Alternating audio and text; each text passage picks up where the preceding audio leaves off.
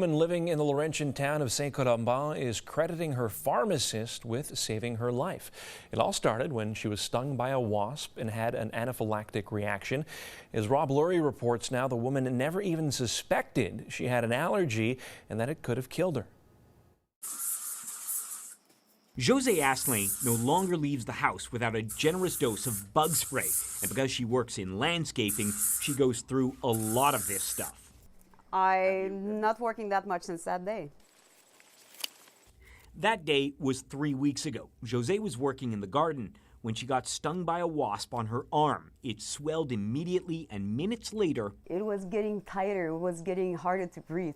She drove to her pharmacy to speak with a pharmacist. I thought he was going to give me some Benadryl, but no. He brought me in his office, sat there, asked me 1 or 2 questions. I don't remember what exactly. And bang, he gave me a shot on the right side of the leg. An EpiPen. Exactly. The symptoms faded fast, but the pharmacist still insisted on calling an ambulance. Initially, Josee refused to get in. I just don't like hospital. And you know, every time you go there, you don't go there for about an hour. It's always like very long. But the pharmacist eventually convinced Josee, and it's a good thing, because minutes into her trip, the symptoms came back, but it was way, way bigger.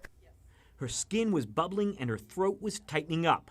So the doctors gave her more medicine, and thankfully it worked.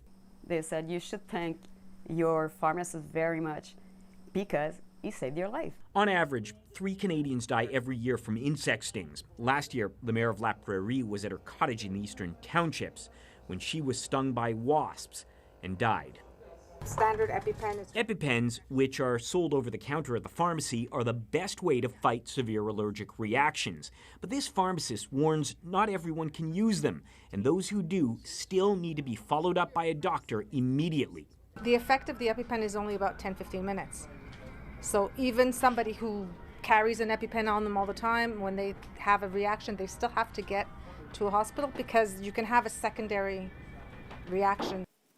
Because of her follow-up, Josee is still around, and although traumatized, she's still able to enjoy the outdoors, as long as she has her EpiPens nearby.